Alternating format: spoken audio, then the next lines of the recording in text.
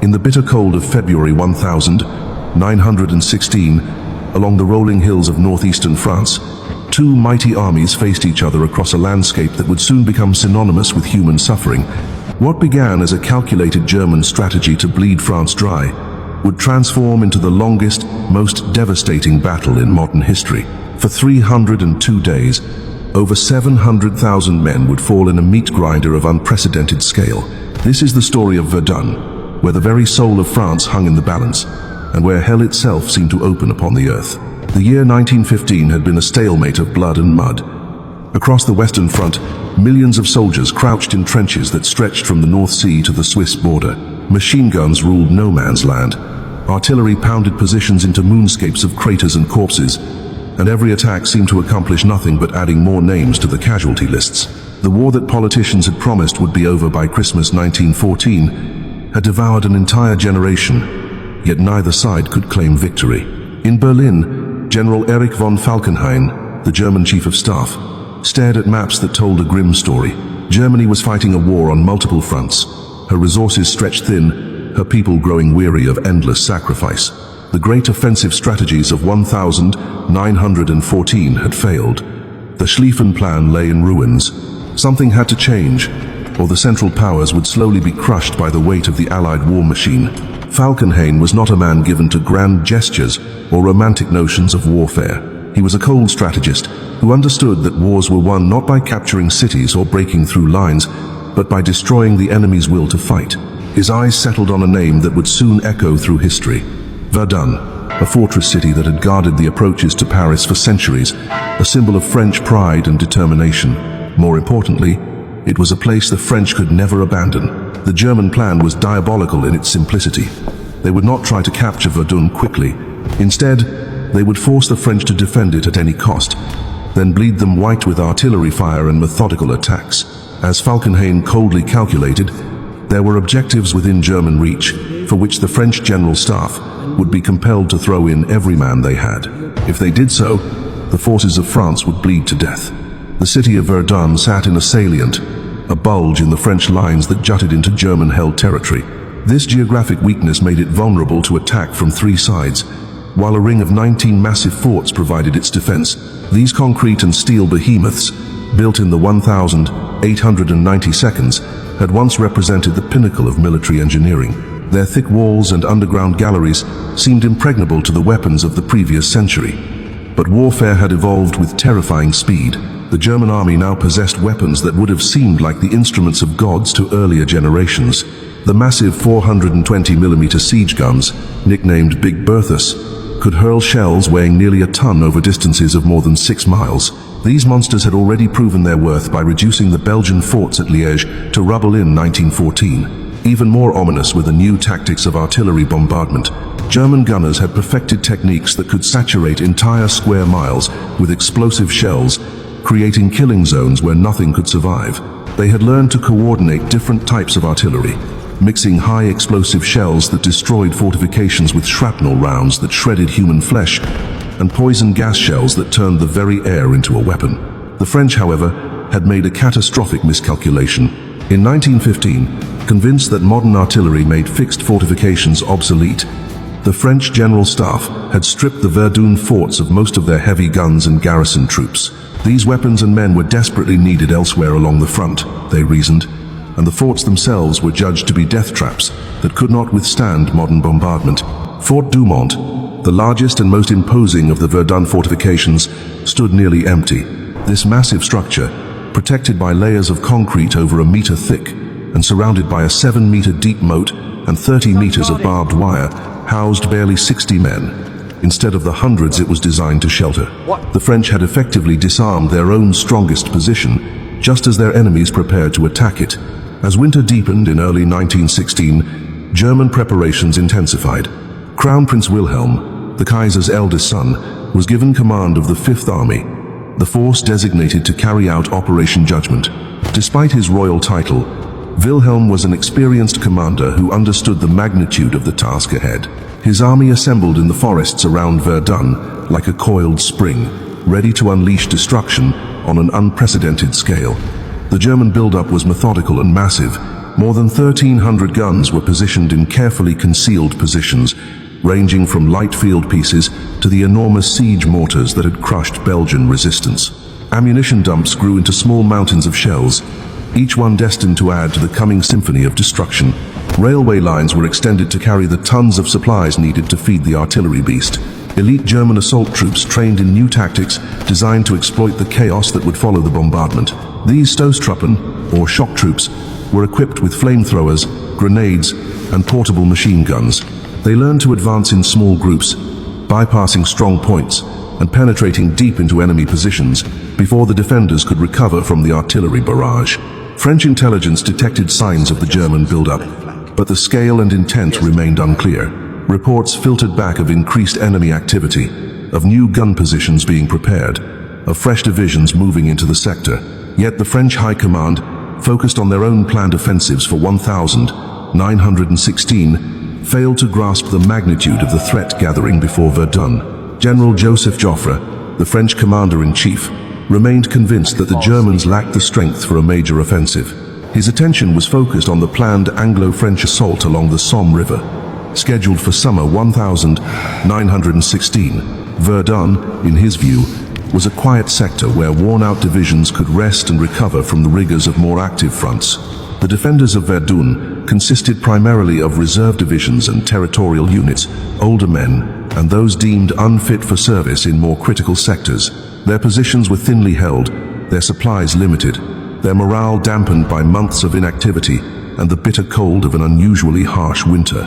Many of the trenches were poorly constructed, lacking the deep dugouts and sophisticated obstacles that characterized positions elsewhere along the front. As February progressed, German artillery began what appeared to be routine harassing fire against French positions. These preliminary bombardments served multiple purposes, registering targets for the coming storm, while masking the true scale of preparations. French soldiers huddled in their inadequate shelters, cursing the enemy shells but having no inkling that they were merely the prelude to an apocalypse. The weather itself seemed to conspire against the defenders.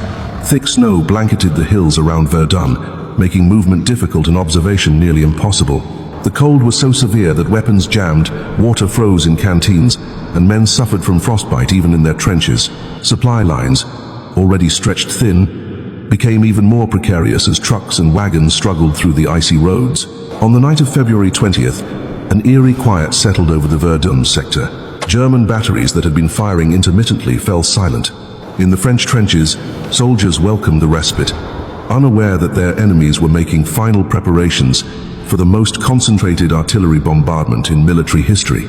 Gun crews checked their weapons one last time, ammunition was stacked within easy reach, and observation posts prepared to direct the storm that would break with the dawn.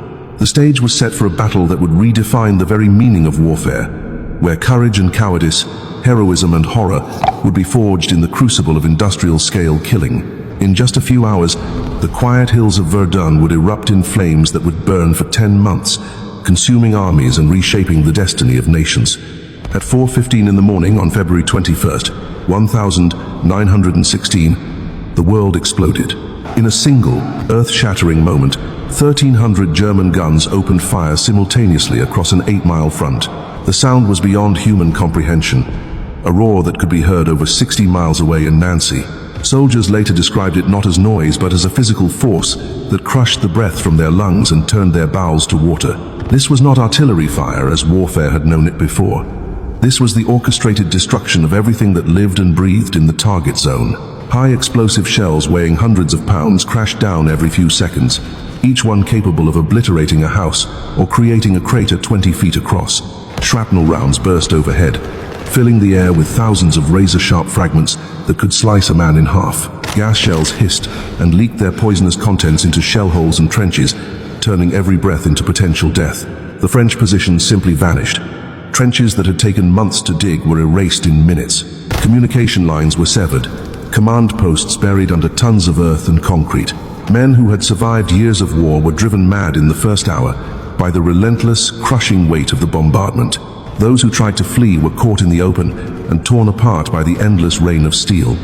For 10 hours, the German guns pounded the French lines without pause. When the smoke finally began to clear, the landscape looked like the surface of an alien world. Every tree had been stripped of bark and leaves. standing like skeletal fingers against the grey sky. The ground itself had been churned and rechurned until it resembled a sea of mud mixed with metal fragments and human remains. Shell holes overlapped shell holes in an endless pattern of destruction that stretched to every horizon.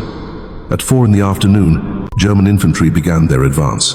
These were not the massed formations of earlier wars, but small groups of highly trained assault troops moving with deadly purpose. They expected to find nothing alive in the wasteland before them, yet somehow, incredibly, French soldiers emerged from the deepest dugouts and shell holes to fight back. These men, half-deaf and shell-shocked, their uniforms torn and faces blackened by explosions, represented something that Falkenhayn had not calculated into his cold equations. The German advance was methodical and terrifying. Flamethrower teams scorched French positions that showed signs of resistance, sending jets of liquid fire 30 feet through the air. Machine gun crews set up their weapons in carefully chosen positions, creating interlocking fields of fire that cut down anyone who tried to move between the shell holes. Pioneer units with explosives cleared paths through the wire obstacles that had somehow survived the bombardment. Fort Douaumont, the crown jewel of the Verdun defenses, fell on February 25th in a manner that shocked both armies. A small German patrol, comprising fewer than 20 men, had been probing the fort's perimeter when they discovered that the main entrance was unguarded. The skeleton crew inside, consisting of just 57 men commanded by a sergeant, was overwhelmed before they could even attempt to resist. The fall of Douaumont sent shockwaves through France that reached all the way to Paris. This was not merely a military defeat, but a psychological catastrophe. The fortress had been considered impregnable, a symbol of French engineering and determination. Its loss after less than a week of fighting seemed to confirm German claims that French resistance was crumbling. In the French capital, politicians and generals gathered in emergency sessions. The newspapers, despite heavy censorship, could not hide the magnitude of the disaster unfolding at Verdun. Families across France waited anxiously for news of sons, fathers, and brothers who had been stationed in what was supposed to be a quiet sector of the front. General Joffre faced the most critical decision of his career. Every military principle suggested that Verdun should be abandoned. The salient was a trap, vulnerable from 3 sides, difficult to supply and reinforce. The logical course would be to withdraw to stronger positions and let the Germans exhaust themselves in costly attacks against prepared defenses elsewhere. Yet Joffre understood that some battles transcend mere military logic. Verdun had become a symbol, and symbols cannot be abandoned without destroying the spirit of those who believe in them. To retreat from Verdun would be to admit defeat, not just in a single battle, but in the war itself. The psychological impact on French morale would be catastrophic, potentially fatal to the nation's will to continue fighting. On February 26th, Joffre made his choice. Verdun would be held at any cost. To accomplish this seemingly impossible task, he turned to a man whose reputation for defensive warfare was unmatched in the French army. General Philippe Pétain was summoned from his sector command and given direct control of the Verdun defenses with explicit orders to hold the line no matter what the cost in men or materials. Pétain arrived at his new headquarters to find chaos. Communications with the front lines had been severed by the German bombardment. Units were scattered and leaderless.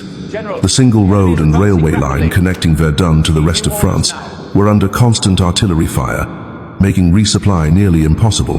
The German advance continued daily, methodically capturing key positions and closing the noose around the city.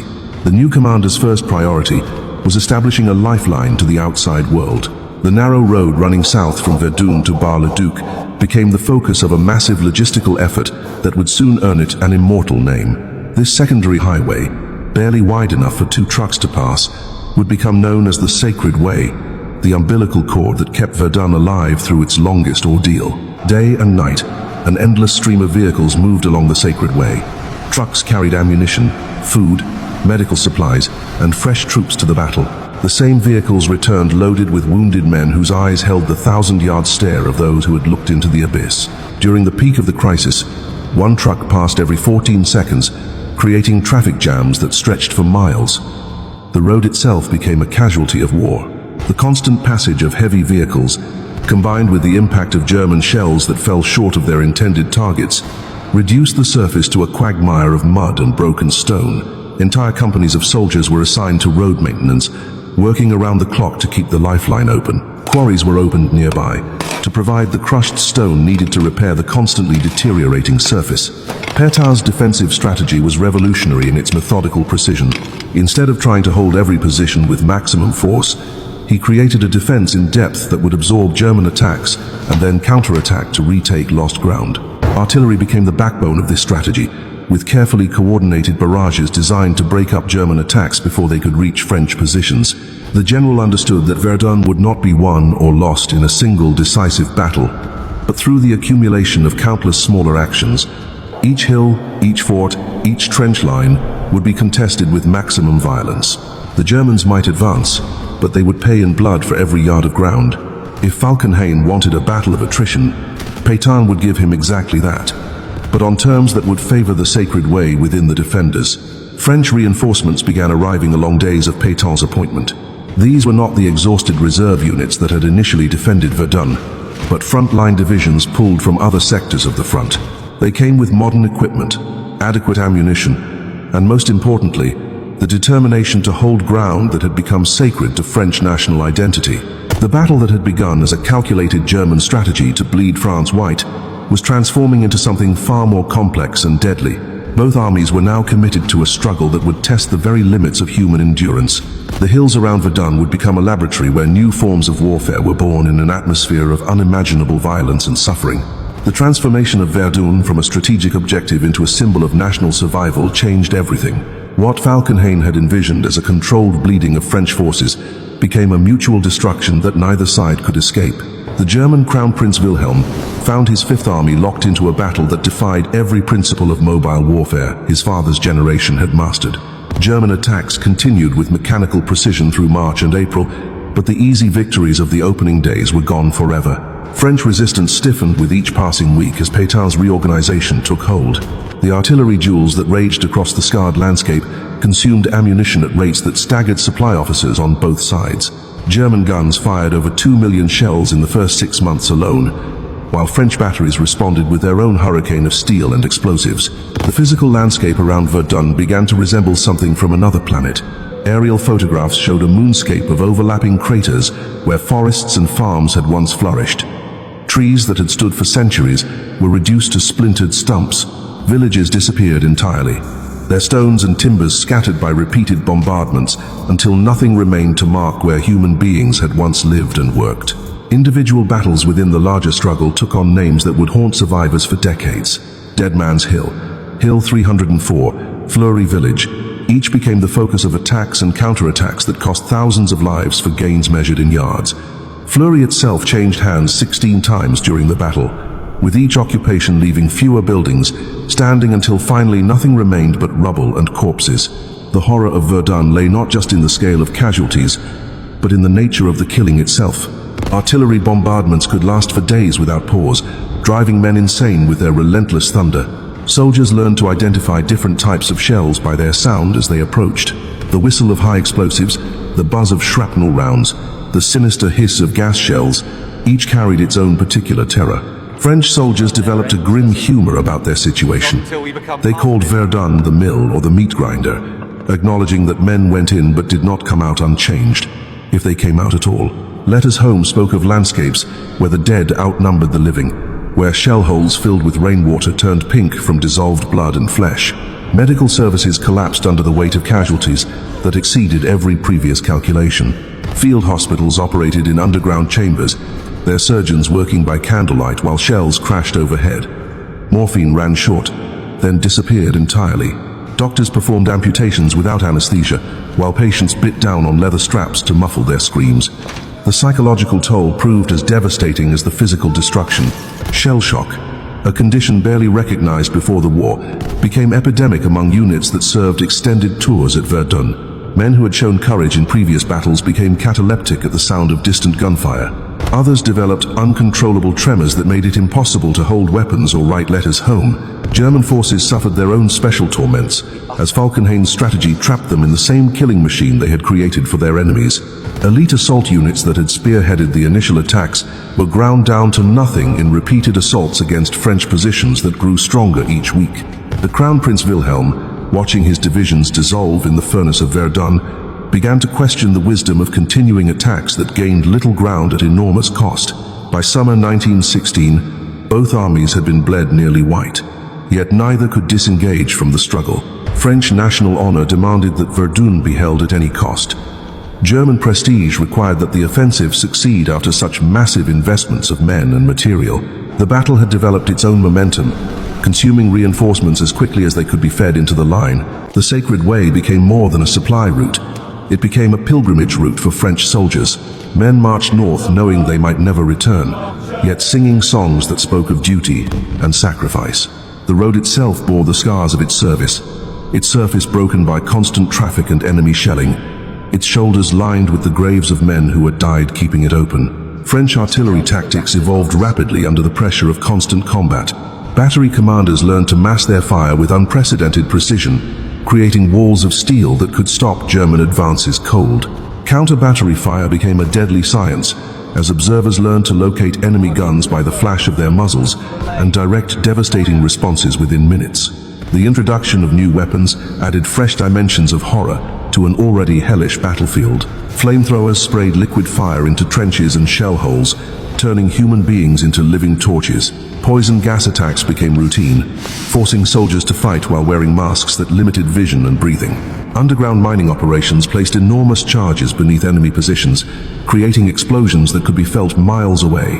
French morale, which had wavered during the initial German successes, began to strengthen as the battle dragged on without decisive German victory. Petain's promise that they shall not pass became more than a slogan. It became a sacred oath that bound together soldiers from across France. Units that had never served together before developed fierce loyalties forged in the crucible of shared suffering. The arrival of summer brought new challenges as heat combined with the stench of decomposing corpses to create conditions that tested human endurance beyond all previous limits. Water became more precious than ammunition as supply lines struggled to meet the needs of hundreds of thousands of men fighting in a wasteland where every natural source had been contaminated by chemical weapons or rotting flesh. German casualties mounted with each passing month as French defenses proved far more resilient than Falkenhayn had anticipated. The elite regiments that had begun the offensive as confident, well-trained formations were reduced to hollow shells filled with replacements who lacked the experience and motivation of the original troops. Unit cohesion, the foundation of military effectiveness, began to crumble under the grinding pressure of endless combat. By August, cracks appeared in the German High Command's confidence in the Verdun strategy. Reports from the Crown Prince Wilhelm painted an increasingly grim picture of an army trapped in a battle it could neither win nor abandon. Staff officers who had calculated French collapse within weeks now spoke of months or even years of continued fighting with no guarantee of success. The failure of repeated German assaults to break through French lines, despite enormous sacrifices, raised fundamental questions about Falkenhayn's strategy. Critics within the German army began to argue that the offensive had become exactly the kind of costly attrition battle that Germany, with its limited manpower reserves, could not afford to fight. The bloodletting at Verdun was draining German strength as rapidly as it was consuming French forces. Meanwhile, other fronts demanded attention and resources that were locked up in the Verdun offensive. The Brusilov offensive on the Eastern Front had shattered Austrian forces and threatened to knock Austria-Hungary out of the war entirely. The British offensive on the Somme, launched in July, created another massive drain on German reserves. Falkenhayn found himself fighting a multi-front war with insufficient forces to achieve decisive results anywhere. The strategic initiative, which Germany had seized with the opening bombardment in February, began to slip away as summer turned to autumn. French forces, their confidence restored by months of successful defense, began planning counter-offensives designed to recapture the ground lost in the opening phase of the battle. The hunter was becoming the hunted, as the balance of power shifted imperceptibly but decisively along the shell-torn ridges around Verdun. The guns finally fell silent on December 18th, 1916, after 302 days of unimaginable carnage. When the smoke cleared and the counting began, the numbers told a story that defied comprehension. 700,000 casualties, 300,000 dead, entire divisions erased from existence. The sacred ground around Verdun had consumed the equivalent of entire cities, leaving behind a wasteland so poisoned with unexploded shells and chemical residue that it remains dangerous over a century later. Falkenhayn's strategy to bleed France white had failed catastrophically, but not before bleeding Germany just as thoroughly. Both nations had fed their finest young men into the furnace of Verdun, and both emerged forever changed by the experience. The battle that was supposed to end the war had only made it longer and more terrible, proving that industrial warfare could consume entire generations without producing decisive victory. Yet from this hell emerged something that transcended military calculations. The French had held their ground not through superior strategy or overwhelming force, but through sheer determination. They had looked into the abyss and refused to blink. The phrase "they shall not pass" became more than words. It became the embodiment of a nation's refusal to surrender its soul. Today, the fields around Verdun remain a monument to human sacrifice and endurance. The Red Zone, where nothing can grow and no one can safely walk, stands as testimony to the terrible cost of modern war. In that blasted landscape lies a lesson that echoes across the decades. Some battles are won not by those who advance the furthest, but by those who refuse to yield when everything seems lost.